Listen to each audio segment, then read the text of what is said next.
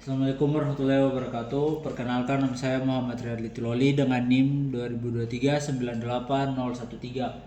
Pada video kali ini saya akan menjelaskan hasil tugas di deliverable week 2. Pertama, terdapat 5 form. Yang pertama, stakeholder register. Yang kedua itu ada stakeholder analysis.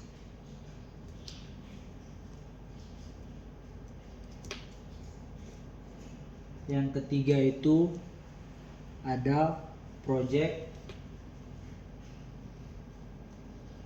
management plan. Yang keempat ada scope management plan.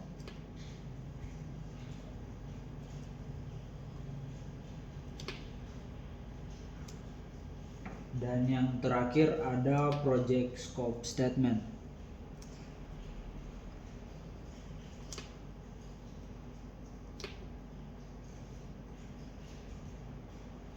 Untuk yang pertama, stakeholder register itu merupakan dokumen yang digunakan untuk mengidentifikasi seluruh pihak yang terlibat atau terdampak proyek, baik secara langsung maupun tidak langsung. Sedangkan untuk stakeholder analysis itu proses atau dokumen yang digunakan untuk menganalisis stakeholder berdasarkan tingkat kepentingan, pengaruh, dan sikap terhadap proyek.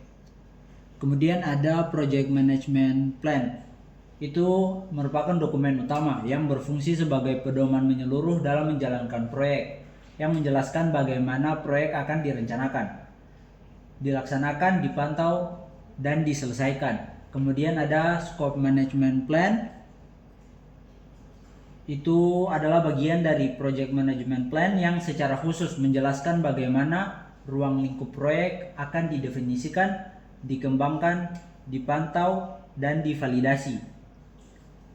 Kemudian yang terakhir itu ada project scope statement. Ini merupakan dokumen yang berisi definisi rinci mengenai ruang lingkup proyek, termasuk deskripsi pekerjaan, deliverable utama, kriteria penerimaan, batasan, dan hal-hal yang tidak termasuk dalam proyek.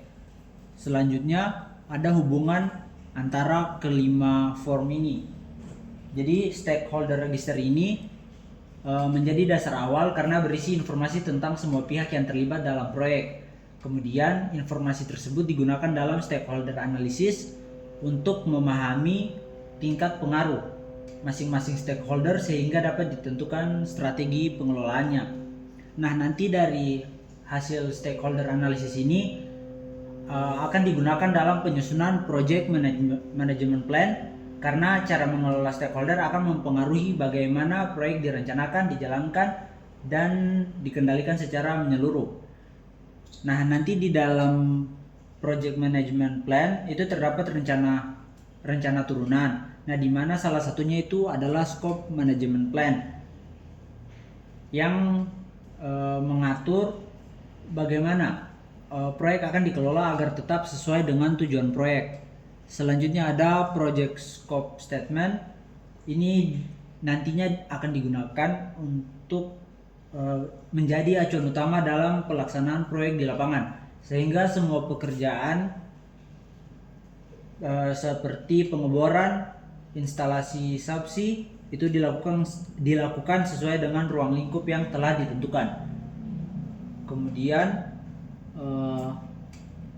ada untuk beberapa pekerjaan yang dilakukan di lapangan, contohnya itu ada dua. Yang pertama itu ada pengeboran sumur.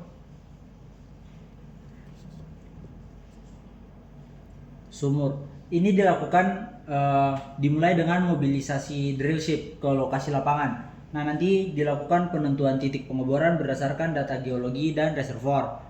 Kemudian contoh pekerjaan di lapangan yang salah satu contoh yang lain yaitu instalasi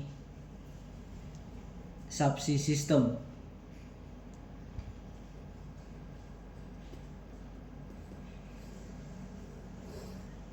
Nah, yang kedua ini itu nanti pekerjaannya dimulai dengan pengangkutan peralatan seperti Christmas tree, manifold, flow line, dan riser ke lokasi offshore menggunakan kapal instalasi khusus. Nah, setelah itu baru dilakukan penurunan peralatan ke dasar laut. Selanjutnya untuk menjawab pertanyaan refleksi pertanyaannya yaitu sebutkan satu pemangku kepentingan yang berpotensi resisten terhadap proyek ini dan jelaskan mengapa serta bagaimana strategi pengelolaannya. Nah, untuk salah satu pemangku kepentingan yang berpotensi ini itu adalah masyarakat, di mana masyarakat dapat bersikap resisten karena proyek pengembangan lapangan ini berpotensi mengganggu aktivitas mereka seperti area penangkapan ikan yang menjadi terbatas akibat zona operasi, risiko pencemaran laut, serta kekhawatiran terhadap dampak lingkungan dan keselamatan.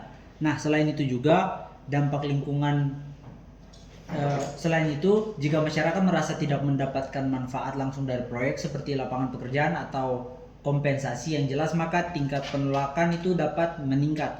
Nah, untuk strategi pengelolaannya itu dapat dilakukan dengan pendekatan sosial secara aktif melalui sosialisasi proyek kepada masyarakat sejak tahap awal sehingga mereka memahami tujuan dan manfaat proyek tersebut. Mungkin itu saja yang bisa saya jelaskan. Kurang dan lebihnya mohon maaf. Wassalamualaikum warahmatullahi wabarakatuh.